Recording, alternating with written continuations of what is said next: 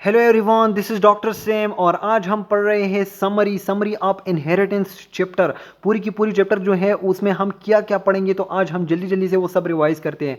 सही है। सबसे पहले हमने स्टार्ट किया था हेरिडिटरी से, और हेरिडिटरी में हमारे पास क्या होते हैं, मेंडल लॉज ऑफ इनहेरिटेंस होते हैं, वो हम पढ़ेंगे इनहेरिटेंस में। लेकिन मेंडल लॉज से पहले हम क्या पढ़ेंगे कि मेंडल कौन था, उसकी इंट्रोडक्शन पढ़ेंगे। मेंडल जो थे कहाँ से था, क्या कर रहा था, कैसे उसने ये सब कुछ किया।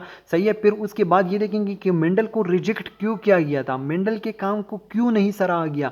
तो ये क्वेश्चन आना चाहिए जहन में, मेंडल कौन था, उसके काम को क्यों रिजेक्ट कर दिया, क्यों निगलेक्ट कर दिया, इग्नोर कर दिया गया उसको। सही है। इसके ऊपर बहुत सारे क्वेश्चंस आते हैं। अच्छा, उसके बाद जो है ये क्वेश्चन पूछा जाता है कि मेंडल ने जो पी प्लांट था इसको क्यों सेलेक्ट कर दिया गया था। आया ये मेंडल ने सेलेक्ट किया था या फिर उसने बाय चॉइस, उसको पता नहीं था और उसने उसके ऊपर बहुत सारे एक्सपेरिमेंट किए थे। ये सिलेक्शन भी था या नहीं था, और अगर सिलेक्शन था, उसने सेलेक्ट किया था तो क्यों सेलेक्ट किया था। पी प्लांट में ऐसा क्या था कि उसने अपने सारे के सारे एक्सपेरिमेंट जो थे पी प्लांट के ऊपर कर दिए थे। सही है। अच्छा जी, फिर जब मेंडल लॉज ऑफ इनहेरिटेंस की बात आती है तो उसमें हमारे पास होते हैं इनहेरिटेंस ऑफ सिंगल ट्रेट। सही है।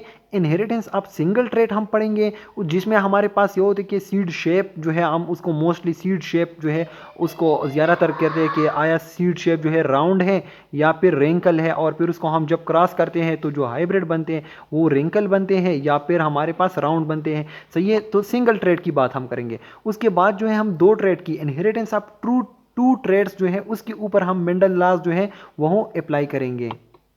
उसमें हमारे पास क्या आ जाते हैं, टू ट्रेड्स में ये होता है कि उसका कलर कैसा है, मतलब जो है येलो है या फिर वो सारी की ग्रीन। सही है। तो कलर की बात हम करेंगे। दूसरा हम शेप की बात करेंगे।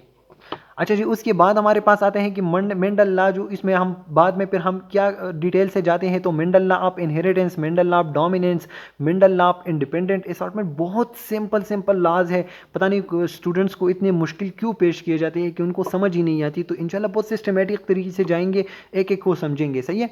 अच्छा जी, उसके बाद जो है हमारा हम क्या ये मेंडल के सारे लॉज भी पढ़ लेंगे। उसके बाद मेंडल की जो एक्सेप्शन है, एक्सेप्शन टू मेंडेलियन इनहेरिटेंस। सही है। अब ऐसे हमने ऐसे ऐसे इनहेरिटेंस देखे हैं जिसपे मेंडल लॉज अप्लाई नहीं हो रहे। सही है। क्योंकि मेंडल लॉज तो इतने एक्यूरेट नहीं है, तो उसमें हमारे पास इनकम्प्लीट डोमिनेंस, कंप्लीट डोमिनेंस भी बुक में लिखा हुआ है, लेकिन शायद ये गलत है, ऐसा बिल्कुल भी नहीं है। कंप्लीट डोमिनेंस पर जो है मेंडल लॉज अप्लाई हो रहे हैं। सही है। लेकिन हमारे पास एक्सेप्शंस में जो है इनकम्प्लीट डोमिनेंस आप लोग देखेंगे, मैं पढ़ाऊंगा आप लोगों को, वो बिल्कुल एक्सेप्शन है, वो इसके ऊपर मेंडल लॉज अप्लाई नहीं हो रहा है। सही है। कोई भी लॉ उसके ऊपर अप्लाई नहीं हो रहा। फिर उसके बाद को डोमिनेंस हम पढ़ेंगे, तो को डोमिनेंस भी एक्सेप्शन है, और एक है ओवर डोमिनेंस, ये भी एक्सेप्शन है।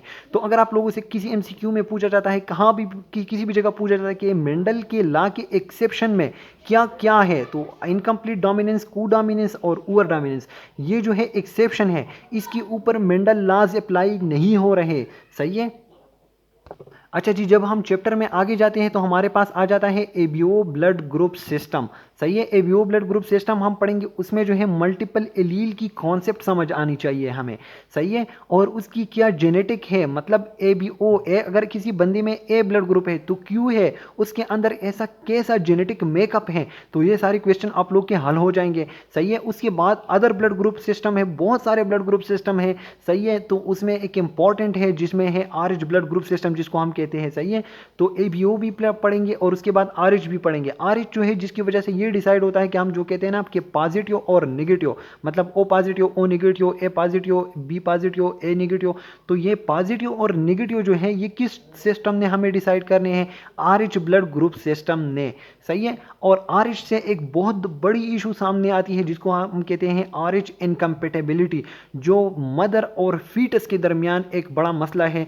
सही है। तो वो हम पढ़ेंगे और ऐसे के इसको हम कैसे सॉल्व कर सकते हैं, आरएच इनकम्पेटेबिलिटी को, ये चीज़ हम पढ़ेंगे। सही है। बहुत इंटरेस्टिंग चीज़ है ये, तो बिल्कुल मेरा फेवरेट रहा है। अच्छा जी, उसके बाद आप लोग देखें तो जीन इंटरेक्शन की बात हो रही है। जीन इंटरेक्शन में हम इपीस्टेसिस को बॉम्बे पीनोटाइप को और पॉलीजेनिक इनहेरिटेंस को पढ़ेंगे। सही है। अब जो पॉलीजेनिक इनहेरिटेंस है तो इसमें आप लोगों ने देखा होगा कि व्हीट ग्रेन कलर और ह्यूमन स्किन कलर, इन दोनों को बहुत ज़्यादा डिस्कस किया हुआ है। सही है। बॉम्बे पीनोटाइप आप लोग देखेंगे, इपिस्ट्रेसिस भी आप लोग देखेंगे, लेकिन पॉलीजेनिक इनहेरिटेंस जो है इसमें ये दोनों एग्जाम्पल है। बहुत सारे स्टूडेंट को इसमें बहुत मसला होता है, तो कुछ भी मसला नहीं है, बहुत ईजी चीज़ है, इंशाल्लाह आप लोग देख लेंगे आगे जाकर। उसके बाद जीन लिंकेज है, जीन जो है एक दूसरे के साथ कैसे लिंक होते हैं, और इसके ऊपर जो है ड्रोसोपिला, सही है, जो मच्छर होता है उसके ऊपर जो बड़ा सा मच्छर होता है ना, तो उसके ऊपर मॉर्गन ने बहुत सारे एक्सपेरिमेंट किए थे, वो हम देख लेंगे जीन लिंकेज के अंदर। अच्छा जी, सेक्स डिटर्मिनेशन आता है। सेक्स डिटर्मिनेशन ये होता है कि कौन डिसाइड करता है, मेल डिसाइड करता है या फीमेल डिसाइड करता है कि ऑफस्प्रिंग कैसा होगा। अगर मैं आप लोग को इंसानों में बात करूं, सेक्स डिटर्मिनेशन किस चीज़ को कहते हैं। अच्छा, हमारे पास जो है एक है मियाँ बीवी है। सही है, मियाँ बीवी है। अब जो है मियाँ डिसाइड करता है या जो है बीवी कि उसका जो बच्चा है, सही है, वो मेल होगा या फीमेल होगा, कौन डिसाइड करता है। तो आप लोग मुझे बताएं ह्यूमन में ये कौन डिसाइड करता है। चले आप लोग कमेंट सेक्शन में ज़रूर बताइएगा कि ह्यूमन में कौन डिसाइड करता है, मेल डिसाइड करता है या फीमेल। मतलब उनके दरमियान क्या होता है, इससे भी गेमीट आते हैं और यहाँ से भी गेमीट आते हैं, और एक वो बन जाता है ऑफस्प्रिंग। अब ये ऑफस्प्रिंग लड़का होगा या लड़की, ये कौन से गेमीट, मेल गेमीट या फीमेल गेमीट, कौन ये डिसाइड करता है, ये आप लोग मुझे बताएं। तो इस चीज़ को सेक्स डिटर्मिनेशन कहते हैं, और इसमें हमारे पास फिर 3 जो है स्टेप्स है या फिर 3 केसेस है, वो हम एक एक करके पढ़ लेंगे। सही है। अच्छा जी, सेक्स लिंकेज की बात आती है। सेक्स लिंकेज में भी जो है हमारे पास ड्रोसोपिला और मॉर्गन एक्सपेरिमेंट से, सही है। उसके बाद सेक्स लिंक्ड ट्रेड्स की बात आती है। सेक्स लिंक्ड मतलब ये कि एक सेक्स के साथ या मेल के साथ, सेक्स क्या मतलब ये है कि मेल या फीमेल। मेल लिंक्ड ट्रेड कौन से हैं, मतलब मर्द के साथ कौन कौन से ट्रेड जो है वो एसोसिएटेड है। अगर मैं आप लोग को वैसे समझाने के लिए एक एग्जांपल दे दूं, तो मर्द के साथ एसोसिएटेड क्या है कि उसकी आवाज़ जो है वो मतलब पिच जो है वो अलग होती है। सही है। मर्द जो होते हैं वो बहुत मस्कुलर होते हैं। अगर मैं वैसे आप लोग को मतलब समझाने के लिए बात कर रहा हूँ ना कि सेक्स लिंक्ड ट्रेड क्या होते हैं, मतलब जो हमारे पास मेल और फीमेल के साथ अलग अलग होते हैं। सही है। तो उसमें हमारे पास एक्स लिंक्ड, सही है, उसमें कौन कौन से आते हैं। फिर एक्स लिंक में हमारे पास डोमिनेंट और रिसेसिव होते हैं। जो डोमिनेंट है तो उसमें भी आप लोग देखेंगे, जो रिसेसिव है वो भी आप लोग देखेंगे। और ये चीज़ें अक्सर एमसीक्यू में आती है कि ये एक्स लिंक ट्रेट है या फिर वाई लिंक ट्रेट है, और अगर एक्स लिंक ट्रेट है तो ये फिर डोमिनेंट है या फिर रिसेसिव है। तो ये चीज़ें आप लोग इंशाल्लाह समझेंगे, एक एक करके मैं आप लोग को बताऊंगा। आज तो वैसे मैंने समरी बता दी, और इंशाल्लाह फिर जो है एक एक टॉपिक को हम डिस्कस करेंगे तो बड़ा मज़ा आएगा। तो ये आप लोगों का पूरे का पूरा इनहेरिटेंस चैप्टर जो है उसकी समरी मैंने आप लोगों को बता दी कि पूरा चैप्टर जो है उसमें हम क्या क्या पढ़ेंगे, और जो है मतलब इन्जॉय करेंगे, कुछ भी मुश्किल नहीं इसमें। सही है। एक एक टॉपिक जो है हम आहिस्ता आहिस्ता पढ़ लेंगे, आप लोग को इंशाल्लाह कोर्स कवर हो जाएगा mdcat से पहले पहले। और इंशाल्लाह नेक्स्ट लेक्चर हमारा रहेगा कि पी प्लांट सिलेक्शन क्यों की गई थी।